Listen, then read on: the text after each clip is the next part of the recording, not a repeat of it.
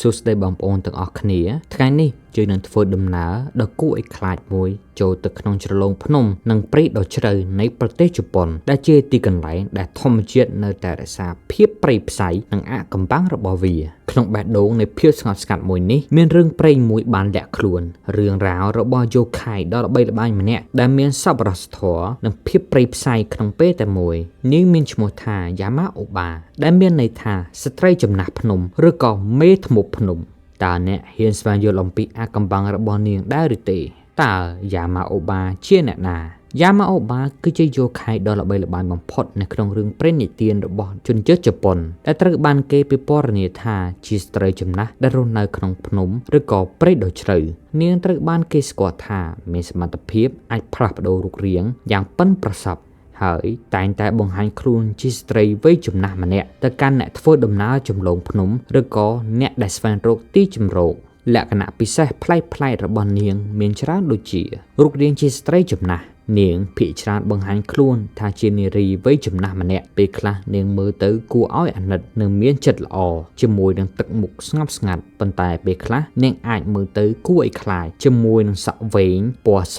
ឬក៏ប្រផេះដែលលាតសន្ធឹងរហូតដល់ដីសម្លៀកបំពាក់រហែកឬក៏រោមសត្វដែលធ្វើឲ្យនាងមើលទៅហាក់បីដូចជាផ្នែកមួយនៃព្រៃនោះលក្ខណៈពិសេសមួយទៀតដ៏គួរឲ្យខ្លាចបំផុតរបស់នាងដែលត្រូវបានគេនិយាយតៗគ្នាគឺមាត់ធំសម្បើមរបស់នាងដែលលើសសន្ធឹងពីត្រចៀករហូតដល់ផ្នែកខាងក្រោមនៃក្បាលរបស់នាងមាត់នេះត្រូវបានប្រើដើម្បីលាបត្របាក់ជនរងគ្រោះរបស់នាងទាំងមូលទោះជាយ៉ាងណាក្តីនាងអាចលក្ខណៈពិសេសបែបនេះយ៉ាងល្អឥតខ្ចោះនៅពេលដែលនាងចង់បន្លំខ្លួនជានារីធម្មតាយ៉ាម៉ាអូបាមានសមត្ថភាពអាចផ្លាស់ប្ដូររូបរាងទៅជារូបរាងផ្សេងទៀតដែលនាងចង់បានដើម្បីតាក់ទាញជនរងគ្រោះនាងអាចប្រែខ្លួនជានារីវ័យក្មេងដ៏ស្រស់ស្អាតដើម្បីតាក់ទាញបុរសឬក៏ប្រែខ្លួនទៅជាក្មេងស្រីតូចៗដែលគួរឲ្យស្រឡាញ់ឬសូម្បីតែជាមនុស្សសាមញ្ញដើម្បីលាក់បាំងអត្តសញ្ញាណពិតរបស់នាង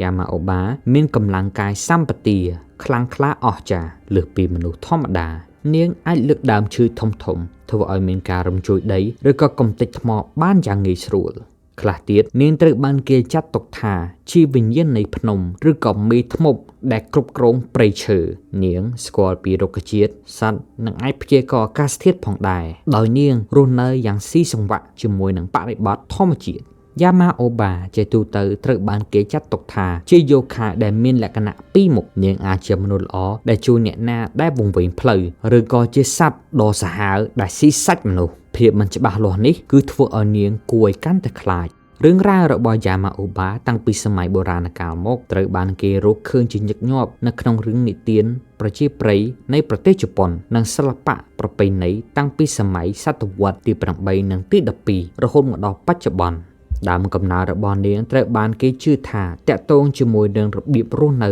របស់ជនជាតិជប៉ុននាសម័យបុរាណមកដែលពឹងពាក់ទៅលើភ្នំព្រៃឈើប៉ុន្តែក៏មានការភ័យខ្លាចចំពោះគ្រោះថ្នាក់ដែលបានលាក់បាំងនៅក្នុងធម្មជាតិផងដែរមានទ្រឹស្ដីនិងរឿងព្រេងជាច្រើនអំពីប្រភពដើមរបស់នាងដែលឆ្លុះបញ្ចាំងពីទស្សនវិជ្ជាផ្សេងៗនាសង្គមសម័យបុរាណទី1យ៉ាម៉ាអូបាតំណាងឲ្យស្ត្រីចំណាស់ដែលត្រូវបានគេបោះបង់ចោលនេះជាទ្រឹស្ដីដ៏ល្បីល្បាញបំផុត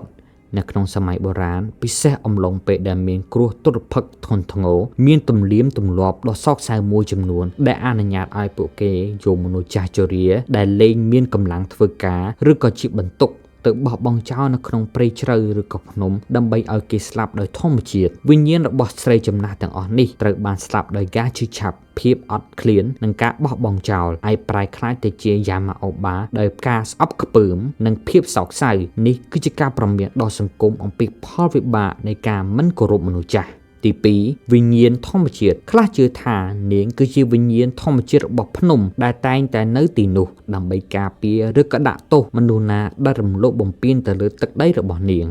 ជាផ្នែកមួយនៃអំណាចដ៏អស្ចារ្យនៃធម្មជាតិនាងអាចជាស្ត្រីម្នាក់ដែលរស់នៅដោយដាច់ស្រយាលដោយឡែកពីសង្គមអស់រយៈពេលជាយូរលង់ណាស់មកហើយរហូតដល់ទទួលបានអំណាចអាថ៌កំបាំងពីធម្មជាតិតាមរយៈ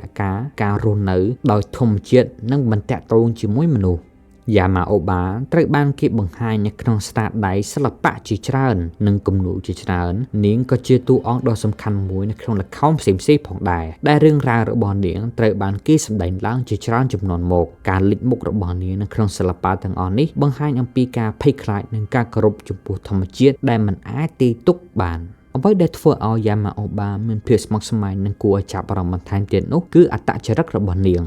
ឆ្លុះបញ្ចាំងអំពីគំនិតមួយថាអ្វីទាំងអស់នៅក្នុងធម្មជាតិសូម្បីតែនៅក្នុងចិត្តមនុស្សគឺមានផ្នែកល្អនិងផ្នែកអាក្រក់យ៉ាម៉ាអូបាអាចជាអ្នកដែលថែរក្សាឬក៏ជាមនុស្សល្អដែលជួយមនុស្សពង្វែងផ្លូវឬក៏ផ្ដល់ទ្រព្យសម្បត្តិអំណោយអាចបង្រៀនអំពីមន្តអាគមឬចំណេះដឹងនិងជាម្ដាយទៅដល់អ្នកធ្វើដំណើរឆ្លងព្រៃឬក៏ឆ្លងភ្នំផ្សេងប៉ុន្តែយ៉ាម៉ាអូបាក៏អាចជាបិសាចដ៏សាហាវផងដែរនាងអាចបង្ហាញរូបរាងជាស្រីចំណាស់ស្លូតបូតប៉ុន្តែនាងអាចប្រាក់ល្បិចកិច្ចកលនៅពេលដែលជនរងគ្រោះណាដែលចូលទៅក្នុងខ្ទមរបស់នាងនឹងបង្ហាញរូបរាងដ៏គួរឲ្យភ័យខ្លាចរបស់នាងហើយចាប់ផ្ដើមស៊ីសាច់របស់ពួកគេនាងអាចចាប់មនុស្សដោយកម្លាំងមហិទ្ធិឫទ្ធិរបស់នាងហើយបានលាតត្របាក់ពួកគេទាំងមូលដោយប្រើមាត់ដ៏ធំរបស់នាងដែលជាទស្សនវិជ្ជាមួយដ៏គួរឲ្យរន្ធត់បំផុតនាងមានភាពស្រែកឃ្លានយ៉ាងខ្លាំងចំពោះសាច់មនុស្សនាងក៏អាចប្រើអំណាចរបស់នាងដើម្បីបង្កើនការភ័ន្តច្រឡំឬបង្កើតអន្ទាក់ដើម្បីចាប់ជនរងគ្រោះផងដែរ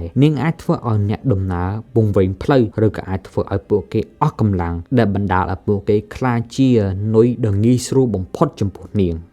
ក្នុងសាច់រឿងមួយចំនួននាងបានព្យាយាមធ្វើឲ្យជនរងគ្រោះជឿទុកចិត្តទៅលើនាងជាមុនសិនមុននឹងបង្ហាញខ្លួនមុខមាត់ពិតរបស់នាងនេះបង្ហាញអំពីការប្រមានអំពីជំនឿជឿជាក់ទៅលើអ្នកដទៃដោយងាយយ៉ាម៉ាអូបាមិនគ្រាន់តែជាយោខែដែលគួរឲ្យខ្លាចប៉ុណ្ណោះទេនាងជានិមិត្តរូបហើយមានអត្ថន័យយ៉ាងជ្រាលជ្រៅនៅក្នុងប្រវត្តិសាស្ត្រនិងវប្បធម៌របស់ប្រទេសជប៉ុនដែលឆ្លុះបញ្ចាំងពីទស្សនៈរបស់មនុស្សអំពីធម្មជាតិសង្គមនិងការរស់នៅយ៉ាម៉ាអូបាតំណាងឲ្យភាពល្អនៃធម្មជាតិភ្នំនិងព្រៃឈើអាចផ្ដល់អាហារទឹកនិងទីជម្រកដែលជាប្រភពនៃជីវិតប៉ុន្តែវាក៏អាចជាកន្លែងដែលគ្រោះថ្នាក់ដែលមនុស្សអាចវង្វេងផ្លូវនិងបាត់បង់ជីវិតតាមរយៈព្យុះនិងសត្វសាហាវផ្សេងៗផងដែរ